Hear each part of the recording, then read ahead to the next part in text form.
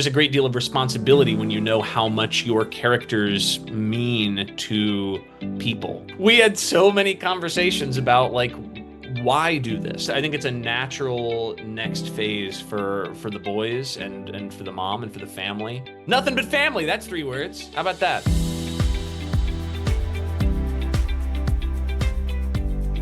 Hi, everyone. Welcome to the Heart and Motion podcast. I'm so excited to be talking to Russell Hainline today. Russell, thank you for being here. Thank you for having me. It's an absolute pleasure. You've got a big project coming up this weekend. We are so excited that Three Wisest Men will be premiering on Hallmark Channel Saturday night, 8, 7 Central, and I'm thrilled that you've joined me to be able to talk about it. So thanks for being here. These projects are labors of love, and so I love talking about them. And then more than anything, I love the feedback. I love how much people enjoy, the Brenner family in particular. I mean, it's Paul and Kim's baby, but I'm just glad to be sort of a small member of this family and help however I can. Well, it's definitely been a fan favorite, and we're so excited to see the third part in their story. So let's go ahead and start. If you could tell us a little bit about where the Brenner boys left off at the end of movie two. Ooh boy. Okay, so where they left off, which I can talk about, Taylor is in a new relationship. We've got all three of the boys have sort of gone through a journey of figuring out how to move to the next phase of their lives, right? Like instead of going through boy by boy, man by Yeah. man, I should say. They're not the three wisest boys.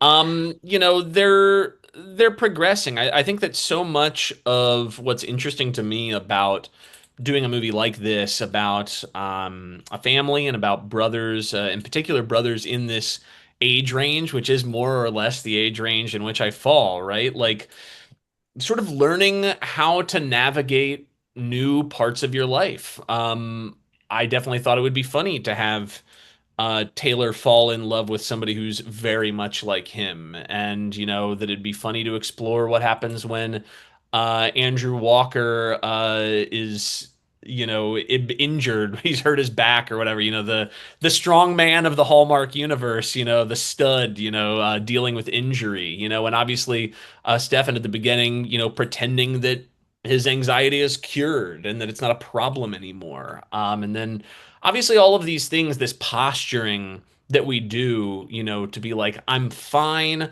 I'm still, the great man I was when I was younger, and everything is, peachy keen. It bites them a little bit in this movie as they take on, this challenge of their show, the Grump, and have a bit of classic, getting in over their heads about it, So then, we leave them. I think the most relevant things as it pertains to where we will head forward, obviously, is that Stefan has asked for the hand of his loved one, and then Taylor is in a new relationship, and obviously Luke and his family are all great as they have been. They've sort of made it through some of Luke's foibles, and yeah, and then of course we've got mom, and she's got a new love interest. Her life is also moving forward, right? So I think the only reason to go into sequels is to imagine there's more story to tell. And when it comes to a family dynamic in particular, the more story to tell is when they enter a new phase of life. What does that look like? How does that affect their established dynamic? What comedy exists, obviously, when that occurs.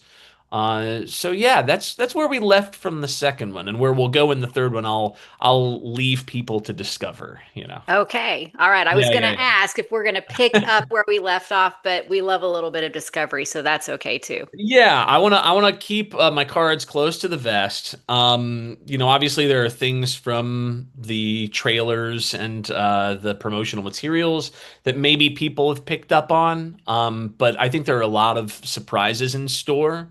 and I wouldn't dare spoil any of them. So if you want to know everything that's going to happen in the new one, then you'll have to tune in at 8 on Saturday the 15th. That's right. So you joined the team for this project in the second movie.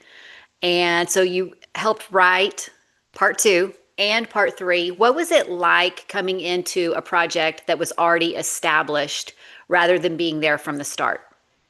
Hard. Really hard. I didn't really know Paul and Kim when I came in, and then luckily I got to know them through doing the Santa class, Yeah. which, I was very, very fortunate. I didn't know Paul when I wrote Paul into the Santa class, like it was it was just I hoped that he would do it. And he Yeah. did. We got to know each other, and that was a lot of fun, but when it's somebody else's baby, you feel a lot of pressure to make sure that whatever you are adding to the equation, that it reflects the vision of the creators, right? Mhm. Paul and Kim, and then obviously Andrew and Tyler and the cast, they know these people very, very well. If I write something that is not true to the character, or is not, helping progress the characters forward in some way, then it won't track, right? So I felt a lot of pressure, especially given that Paul and Kim are both going to be performers in the movie, Yeah. right? Yeah. Like yeah, that adds a layer for sure. But luckily, I mean, they were both incredibly generous in terms of their sort of kindness in their response to having me join the team. I think what they've done with the Brenners and with these movies in particular is just very special. And I think the audience, it's just so hard to come up with characters that resonate in this way. Every writer wants to. And I Yeah. think it's really, Yeah. really hard to actually do it. And so they deserve a ton of credit. Every victory lap that they can take, they should, because um, yeah, I think it's magical, and it's great to be a part of. I mean, the fans are so enthusiastic, but that is the other part of the pressure. Obviously, not only is it Paul and Kim's baby. Once a movie exists, Yeah. it's now also it belongs to the fans.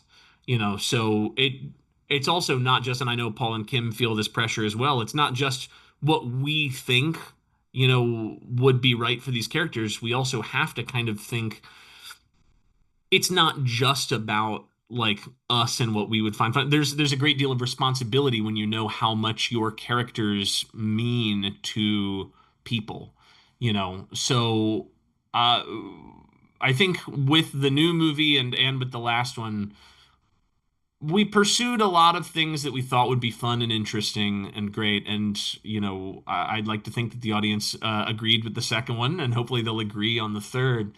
But most importantly, it's just so fun and so funny when you have characters that are this vivid and performers that are really strong. It makes my job as a writer a lot easier, you know. Good. Yeah. Yeah, Yeah. So, we've seen plenty of sequels out there that they should have just stopped at the first one, right? sure. Yeah, And yeah, so, and we've had two great movies already in this trilogy. We'll call it a trilogy. So, with the yeah. third one, and I know you can't share a lot, but what is the difference about it? Is there a feeling? Is there a vibe that kind of makes it its own special project? Yeah, what can I reveal without revealing anything at all? I think that what makes this one special is knowing that it's the end, and I think that every adult reaches phases of their lives, and again, we explored this some in the second one, in which things kind of change, and nothing might ever be exactly how it once was. And so then you have to figure out, well, how do you grapple with that? I think if we were just doing a sequel just to do a sequel, that's when you get in trouble. And I'm sure there were probably people who think that's what we're doing, but like we had so many conversations about like why do this? Yeah. Like what's interesting about it beyond the fact that, these are characters that an audience really likes and these performers really love one another. And I think when you have a family, you can watch a family grow and you can watch a family adapt and mature and go through different, joys and different crises and, grapple with how to deal with problems they've never had to deal with before. Yeah. Um, and that's where we're going with this one, right? Like it's just I think it's a natural next phase for the boys and for the mom and for the family. And it'll be interesting to see again. These movies belong to an audience. I'm very interested to see how the audience, responds. I know they showed it on the cruise, is my understanding. Oh, you saw it. I did. Oh, lovely. I did. And Are, it's are great. well, you can. I was gonna say, if you want to share an opinion about it, then hopefully what I'm saying makes sense since you've seen it. Hmm. But yeah, that's great. I'm glad you think it's great. That's lovely. Yeah. But the response seemed to be enthusiastic. So Hmm. I want to make sure that it's also enthusiastic for everybody that's on shore, right? Yeah. Yeah. So but yeah, I was very very pleased, and more than anything, as a writer, all you can control is the time you have working on it, and it was just great great fun. I got to work with Paul and Kim a lot more closely on this third one than the second one, especially because I knew them at this point. Yeah. And there were a lot of laughs. I mean, it's just a ton of, trying to say things to make them laugh and coming up with, well, what are things that would make sense for them to do. And there were so many things. I would be very excited to see. I mean, I'm so out of the loop on some of these things, but like, hopefully there will be an extended cut the way that there is for the previous two.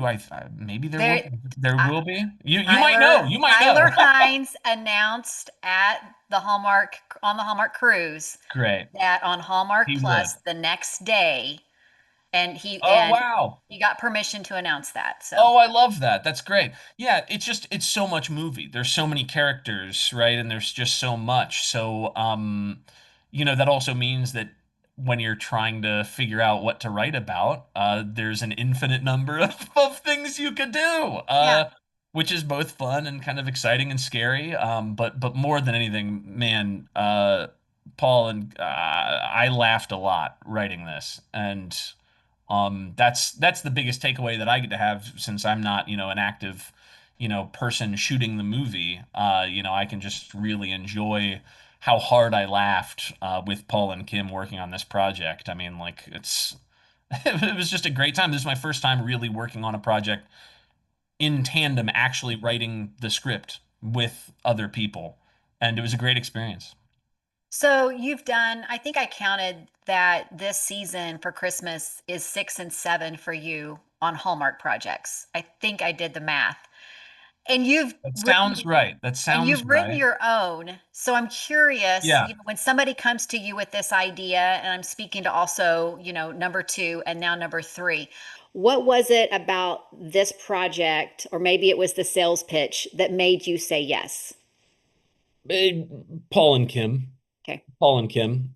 Just getting to work with them again. I mean, again, when I worked on the second one, I didn't know them as well, but then I got to know them pretty well working on Santa Claus. I got to go up and visit the set for that and, talk with them a lot about their experience doing the Wise Men movies and, the experiences that we sort of shared together across, the not even the country, across the continent, Yeah. working on these things. And so when I had the opportunity to work with them again, and this time in a far more like we know each other now Hmm. capacity, that was just too tempting an opportunity to pass up. I mean, they're a lot of fun. So what was that collaboration like? To what extent? Like, I know you were involved a lot more in the writing in this one. So what does that look like? Yeah, so for the second one I came in late, I came in and I think Paul and Kim would probably agree that like I like structuring complicated things. I think when you see some of my movies, there are a lot of characters and a lot of moving pieces. And so having an extra sort of voice to think about some of those things and to, try to contribute some more, lines and whatever, gags, etc., was something that I was very excited to have the opportunity to do. Uh, but I wasn't really working like passing a script back and forth with them that time. Yeah. This time, we talked a lot about the movie before anything started. They worked on, the story after we sort of talked about, a lot of ideas. They worked on the story while I worked on Ted Cooper. And then once there was a really good outline and story in place, and I looked at the outline and talked to them about some of those things, but like they they did an incredible job putting together this story in exceptionally timely fashion. These movies are very, very hard to construct, Uh-huh. and they went a lot faster than I thought they would without compromising the quality. And so once I was done with Ted Cooper, and once it was time to write the script for the thing, then it was some divvying up. I think people have spoken about this publicly before, but like Kim, is great at the heartfelt stuff. She tackles a lot of the stuff with the mom, and she has just a really good sense of a lot of that. Paul obviously is more intimately, familiar with, Stefan than anybody on the planet. There's a lot of characters there. I worked on a couple of, acts in particular on this one. I don't want to say which because it might constitute spoiling something. But I also think that, you know, uh, I'd be interested to find out from people who like Paul and Kim's movies and people who like my movies. I can watch at times and tell which jokes were ones that I cooked up, but I don't think. But like Paul and I in particular, and Kim too. I mean, Kim's sense of humor is very sort of, what's the word? Dry, Yeah, like maybe that's what I was bordering gonna on say. sarcastic. Yeah. Sometimes. I think that we share a lot of sensibilities. So even though there are gags where maybe I'm like, that's something stupid that only I would have come up with. I think there are a lot of gags throughout that maybe seem like something I would have done that Paul and Kim did, or vice versa, right? I think that there are nice trade-offs there, but and then obviously they do a lot of zhuzhing of things on the set, and massaging of lines and making things work. So yeah, I'm not sure what I can say in terms of like things that I contributed to the third one, but I would be very interested in hearing from people what they think I contributed, if that makes sense. Like once they've seen it, but again, the biggest thing I contributed was just floating the stupidest ideas imaginable to Paul and Kim to make them laugh, and then floating ideas back and doing the same. I mean, like that was the most fun part of all of this for me. There are certain things that again, maybe I'll talk more about it afterwards, but there are events in this that we came up with 100 different ways to do, all of which made me laugh. Yeah. So it was just a joy to not to keep repeating myself, but just to join with Paul and Kim again. It's their baby. I feel a great deal of responsibility to try anything that I do contribute to make sure that it lines up with their vision for the thing because it's theirs. They're far more generous than I would be. Like I feel like I would be very protective of my baby. Yeah. And they were very generous with, encouraging me to like pitch ideas and things. So yeah, just a great experience. I love that you guys have such that level of trust where it's like, all right, I know your strength, I know your strength, and you lend your voice to that and that collaborative spirit there. But there, like you said, there's a lot of trust involved in something like that to bring all those moving pieces together and say, this is, this is where my strength is, and I'm going to own this part of it. There's a certain character that I really, really like writing for, and I don't think it'll be any secret to anybody, but there's a certain character I really, really love, and I have just I've come up with so much lore and so much backstory. And that's part of the joy of this is that there will be things that I think are true about this universe that nobody else will ever get to know. I mean, like that I told Paul and Kim about one day and made them laugh, and I was like, in my mind, this is true about this character. And some of those things will just never see the light of day, or maybe they will at some point. I don't Yeah. know. Who Yeah. knows? Who knows what the future holds? But that's the fun of this more than anything else. Again, is just the joy of getting to do the thing with Paul and Kim, and I know Andrew and Tyler a little bit more now too. Tyler's a buddy at this point, and knowing who you're writing for, in addition to having these great characters that Paul and Kim have created, knowing who you're writing for makes writing dialogue so much easier. I mean, I got a similar gift working with Rob Buckley on Ted Cooper. When you know who you're writing for, it flows that much more easily. Yeah. So another Yeah. beauty of doing sequels, right? I've heard that before talking with another Hallmark writer who shared, when you know people and you know how they would respond, it does make it so much, I think, easier, but I would say richer even too. Yeah, So, yeah, script is totally. written. Did your collaboration or your contributions stop there? Were you able to be, like on set or contribute once they went to production? Didn't go to set. My life is a little crazy right now with a variety of projects, both personal and professional. So as my dog jumps in the background of the shot, I wasn't able to go to set. I would have loved to, but I got to hear some things that were happening on set, and it was a lot of fun. And I got to go to Ted Cooper set, so at least I got to go to one of the sets this Yeah. year, which was a great deal of fun. I love doing that whenever I get the opportunity to meet everybody in person and see how the sausage is made. It's Yeah. it's it's very, very cool. Yeah. So every Christmas movie like this has a big moment. Sometimes it's the big kiss at the end, Mhm. those heartfelt moments. I know you can't give too much away, but what kind of moment do you think fans will be talking about in this one? Oh boy. Um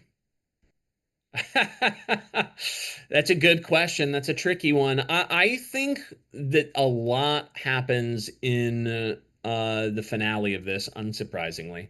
Um, I think that a lot happens that the audience will enjoy and find a very satisfactory ending to this trilogy. Um, I think it's got all the heart, it's got the humor. Um, and I think most importantly, again, we're leaving this family in a different place than they were, at the end of two or at the end of one. And we're watching them progress and grow as a unit, as adults, as family members. So I think Act Nine, I think the end of this is quite special. So, Christmas movies are often family traditions, sitting around, when we've got the time to watch one. So, Mhm. what do you think? And there's so many out there, so many Christmas movies. What do you think makes Three Wisest Men stand out in such a crowded holiday lineup?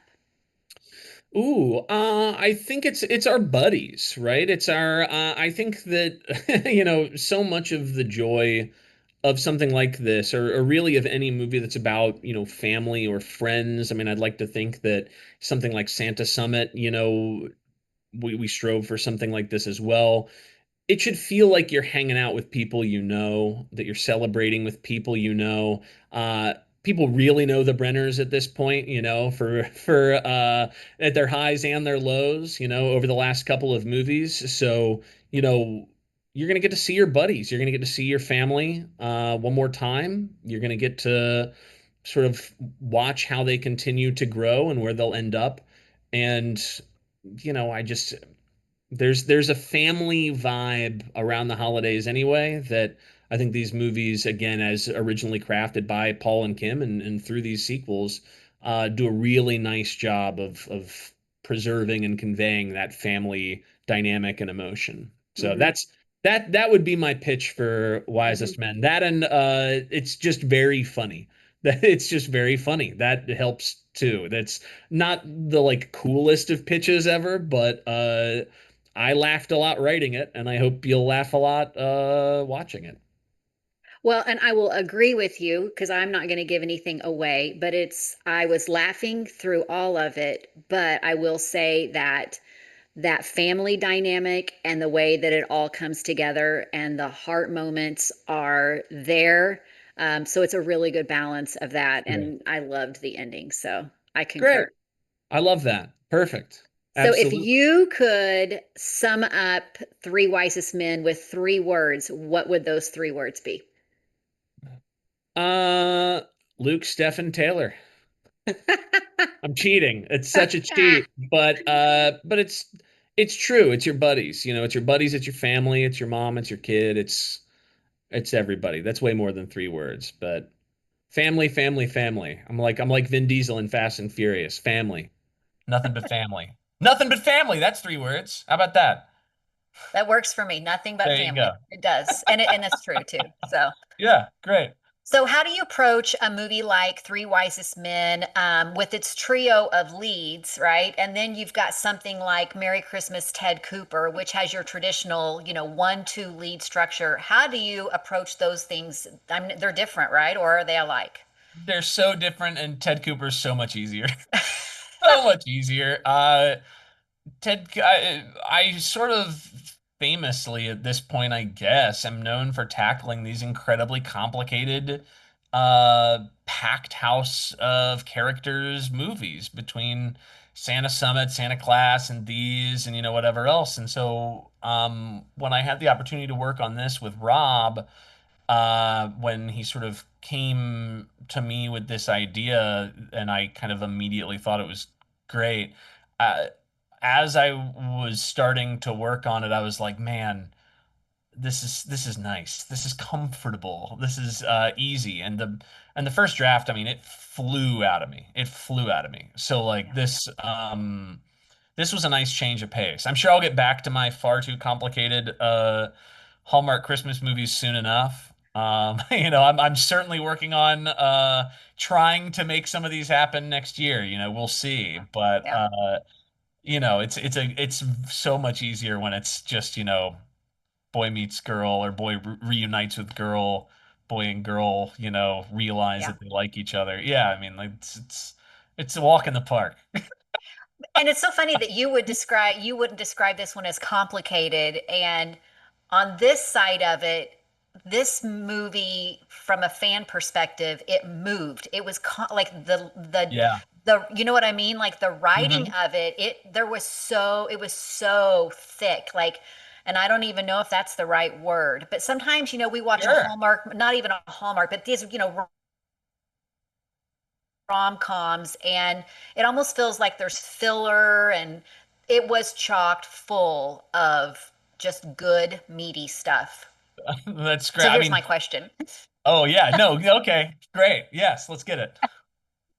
So, and I'm a huge Robert Buckley fan. So when Yeah. I saw that not only is he starring in it, but that he's also an executive producer, I was jazzed, if I can use that word, at the fact that he was going to have a different level of contribution. So you shared a little bit, but what was that dynamic working with him? And then you're working in another project with Kimberly. So what was that collaboration like? Yeah. So, as it pertains to Rob, I mean, like he had just a great idea. Sometimes, people come to you as a writer with an idea and you kind of go like maybe there's a way to get it, whatever. Um, Rob said, I'm a weatherman with bad luck, and I was like, dude, I get it already. I'm in. Like, I don't need more. He had more. Like he knew about the sister dynamic and Miss Mittens, right? Like he had that in there.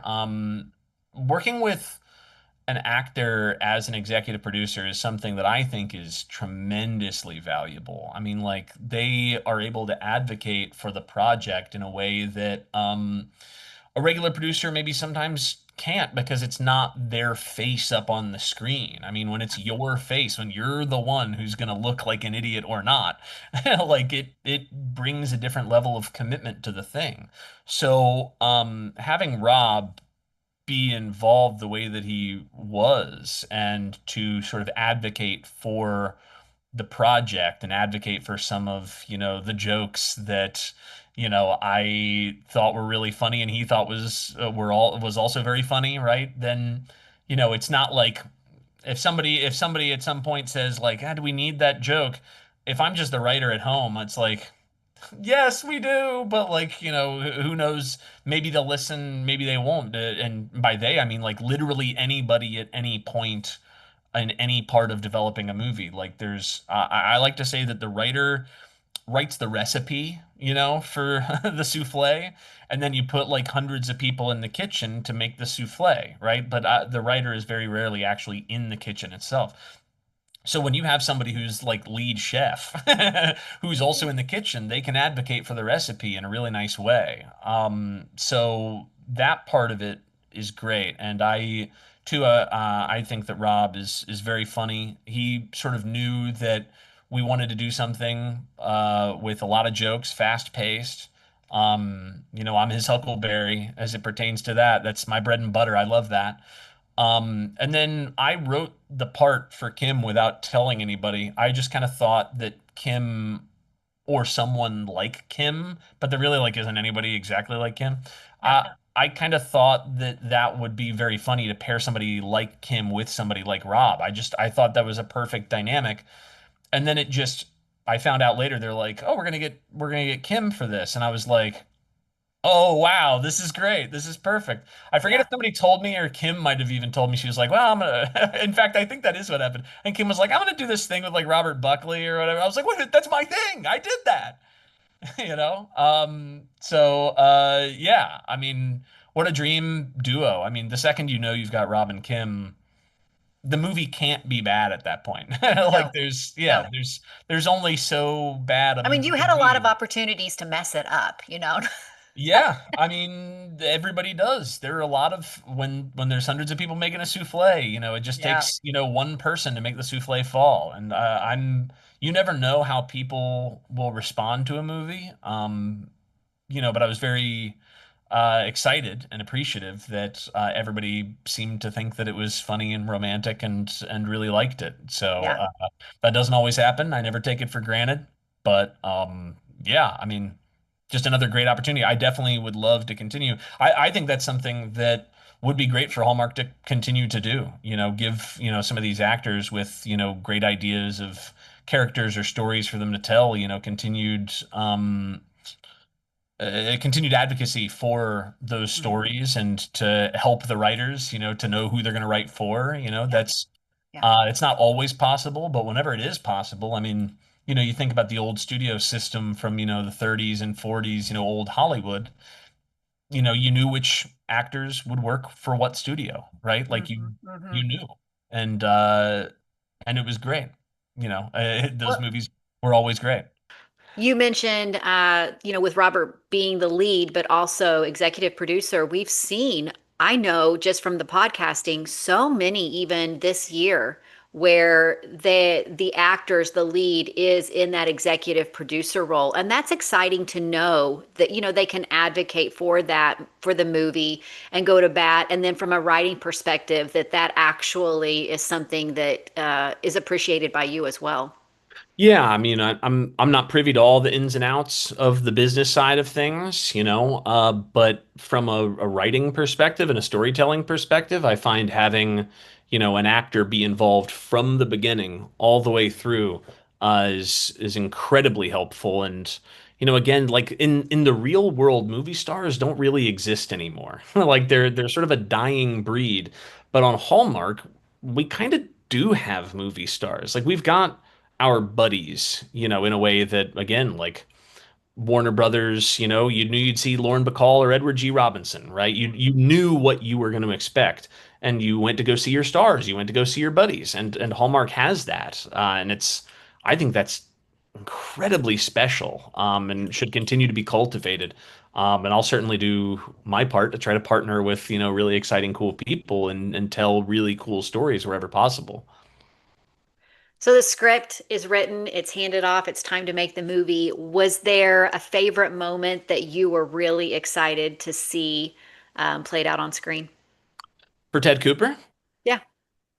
Um, when I heard that Brendan was playing Ken, that excited me a lot. And then I got to go to set and I saw his mustache, and then I got even more excited.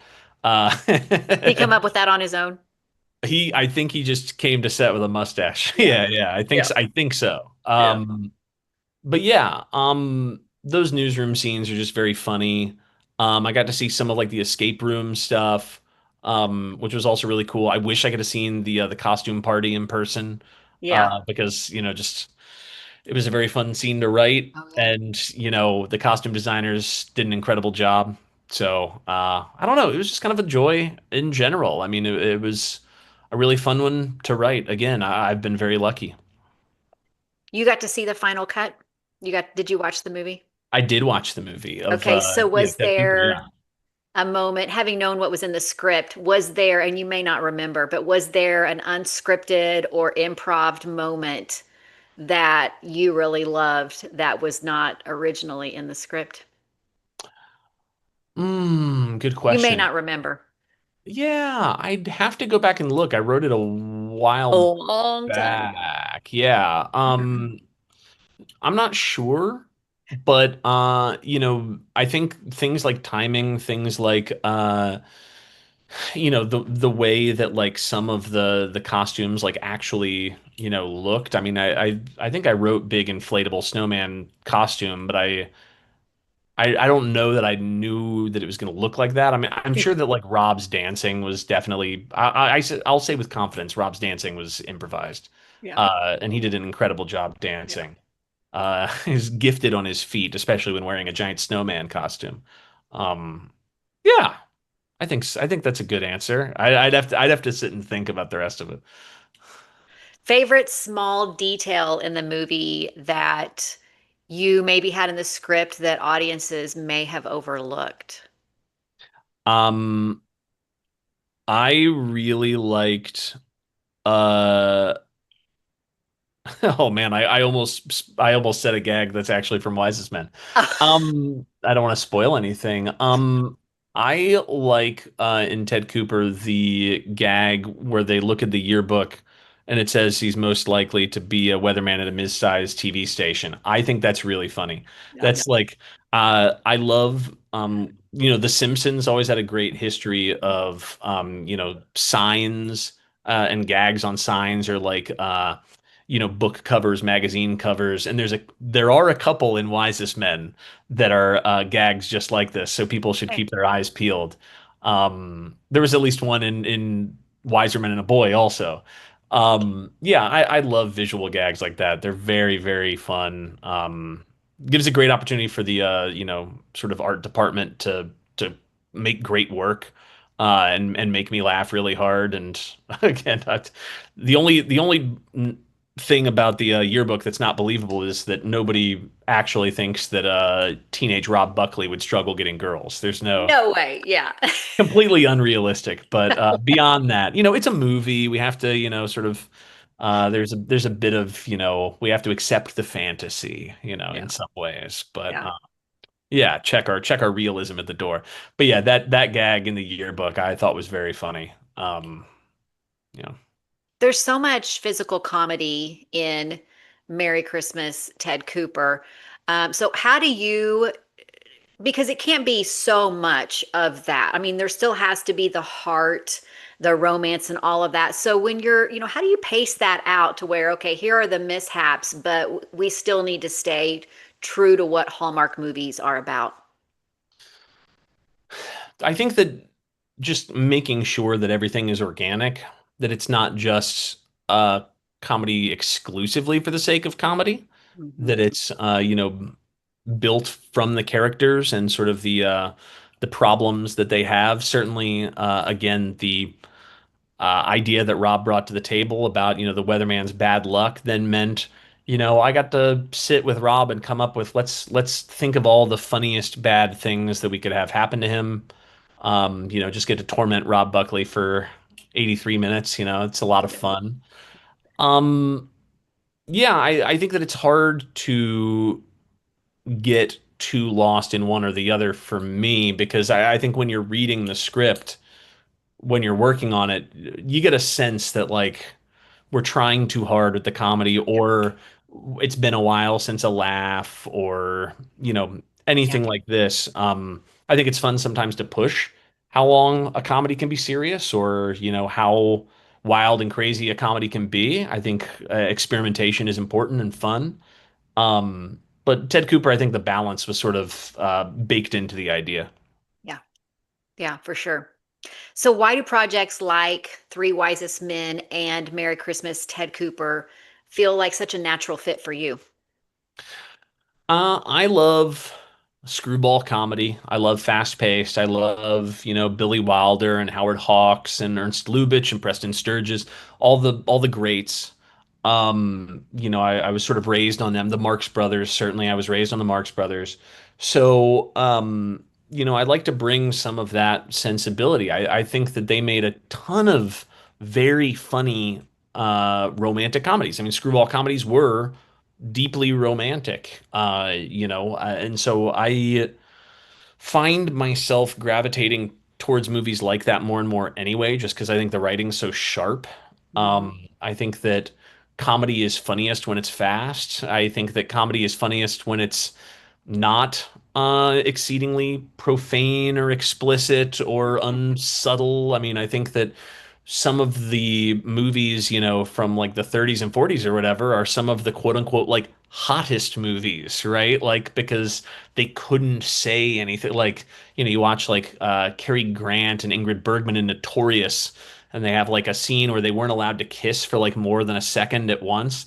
So the way that Hitchcock put it together was he had a scene that was like super close up, and they were doing short kisses but basically like talking into each other's mouths saying this romantic thing, but they technically weren't kissing, Yeah. right? you Yeah. find you find ways around when you have sort of restrictions of a rating, right? And so I think that one of the fun things about Hallmark is there's a very clearly defined sandbox, right? They have to be G-rated. There's got to be a Yep. lot of Christmas, and they got to get together at the end, right? Yeah. Like Yeah. basically, you know.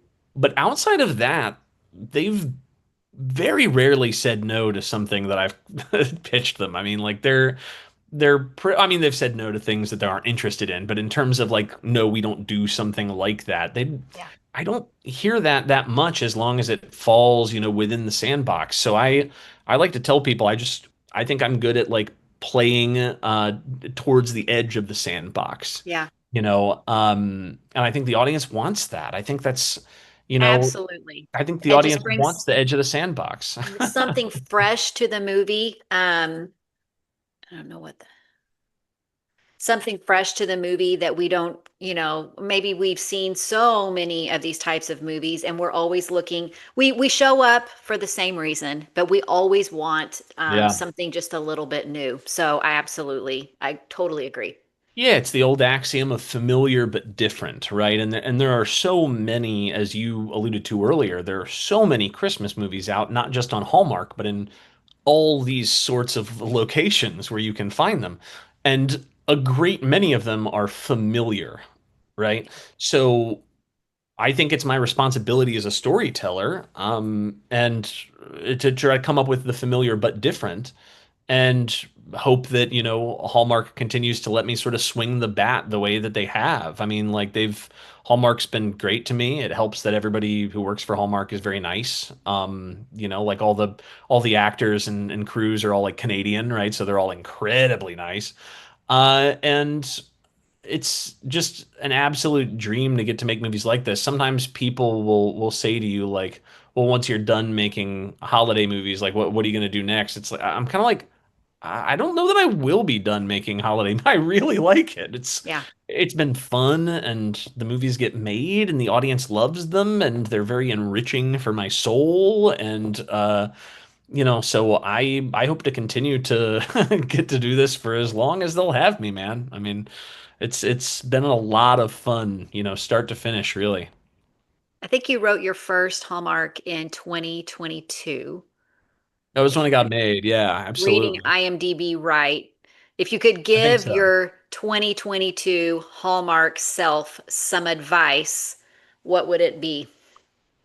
Uh, push the boundary. I mean, I think that Hallmark was sort of in an interesting inflection point there where they were starting to look to lean more into the of a rom-com. Yeah, I think that I came along at just the right time. I know when I was working on In Merry Measure the script, I was sort of told like, well, you're putting like a lot of jokes in there, not by Hallmark, but by other people, right? yeah, Like I was getting told like you're putting a lot of jokes in there. And then when we sent it to Hallmark, Hallmark was like, great. Perfect. yeah. So I think sometimes there's a lot of hemming and hawing about like, well, what's on brand for Hallmark Hmm. for aspiring writers for making Hallmark movies or even established writers. What can I do? What can I get away with? Like what can Hmm. I truly, I know people might not believe me when I say this. I truly don't worry about any of that. I don't Yeah, worry about any of that at all. I worry about making it as something that I would want to watch, and then we'll figure out the rest from there. Like, and then obviously making it like G-rated, but yeah. but even then, like, I'll try and push a little bit. I mean, like, in Santa Claus, I thought the kiss between Kim and Ben Ayers was a pretty a pretty high on the heatometer kiss for I love these that. sorts of movies. I think that there are like adult relationships are varied in a lot of different Hmm. ways to tell those stories. A lot of different types of romance. I mean, like I'm exploring a lot of different sorts of things in upcoming projects as well, which again may or may not see the light of day. But like I never ever worry about I need to hallmarkify this. I think if you start worrying about that when you're writing, then you're toast. Hmm. And I think frankly, if there are movies out there, and I'm not even talking about Hallmark movies, I'm talking about just like holiday movies in general, when you see one that you don't like, a lot of times I think it's because they were worried about, well, this movie needs to be this type of thing. It has to be this type of thing. I don't think it has to be that type of thing. I think it can be at the edge of the sandbox. I truly do.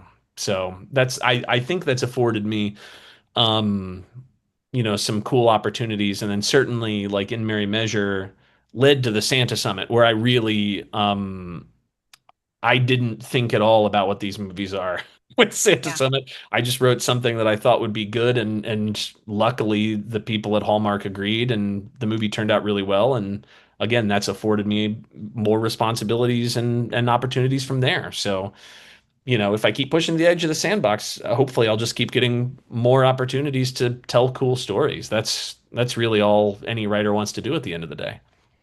Well, and having just came off the boat, I have laughed so hard in such a long time because these actors are just funny and Yeah. you're giving them that material that they can handle.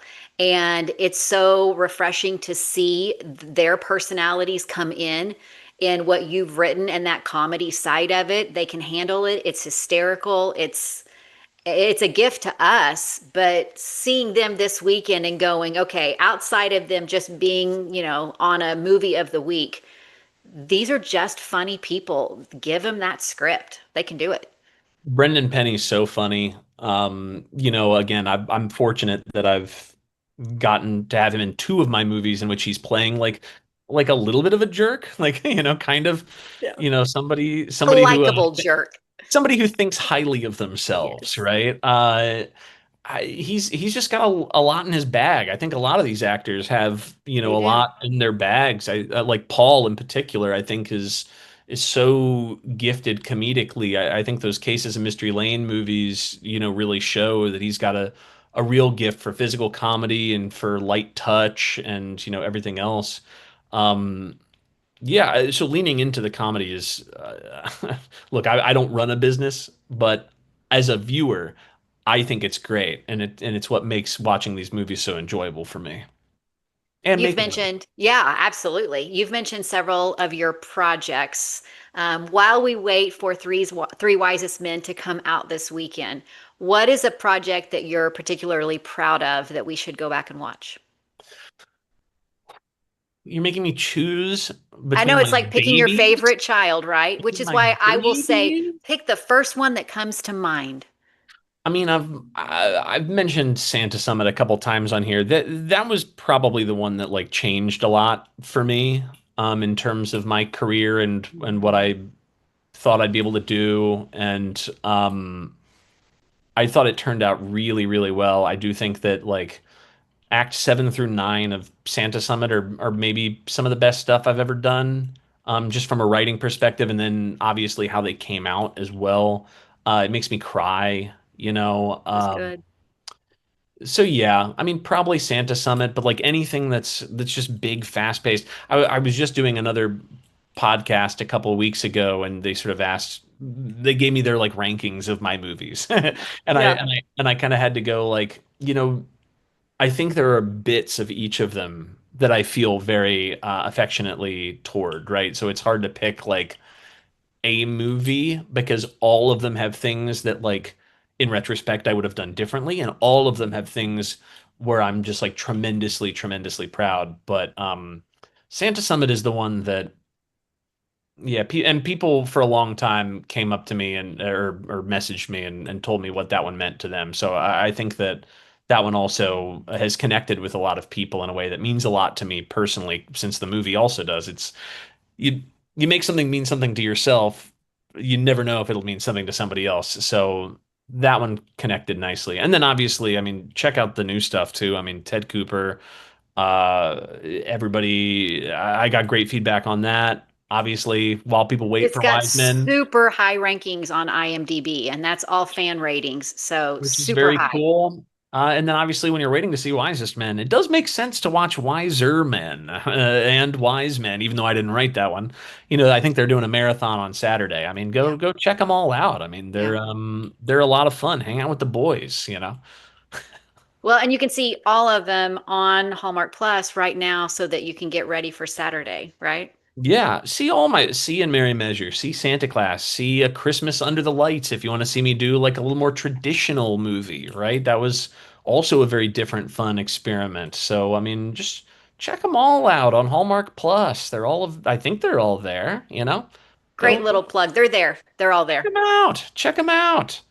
Do you got What else? Yeah, anything project wise or coming up? I know you probably can't share, but just that we can be excited about to look forward to? on Hallmark. I don't know. I don't know that there's anything I can share. I've got some people that I'm working with and cooking up some projects with right now that are definitely fan favorites. I don't know if any of these people have revealed that I'm working with them, so I'm going to keep it under my hat. But I'm going to continue to try to do some of these projects with people where I know, who I'm partnering with Yeah. right out of the How to gate. I think write that for him, know him. I love it.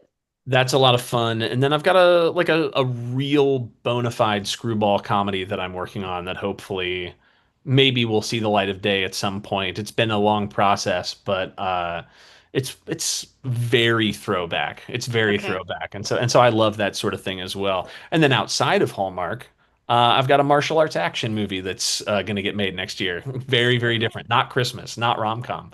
So, if you're listening to this podcast and you also love martial arts, you can keep an eye out for that in the next year or two, maybe. I don't know. We'll see what happens with that one. I love that. Good little balance, right? A little bit of everything. My IMDb is gonna be so funny. It's gonna be all the Christmas movies and then this like, hard R-rated martial arts action movie, thriller for the fans.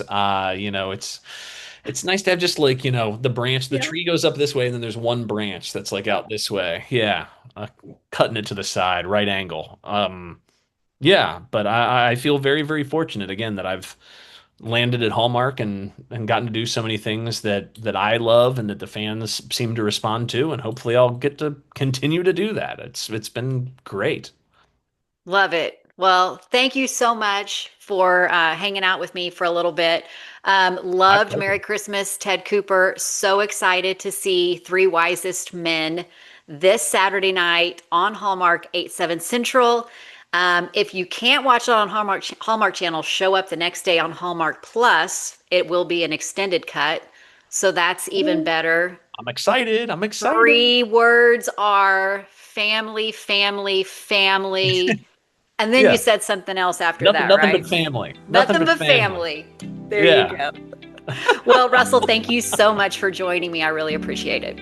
My pleasure, Stephanie. I appreciate you having me on. Any time you want to talk movies, I'm always happy to. Love it. All right. Bye bye. Bye.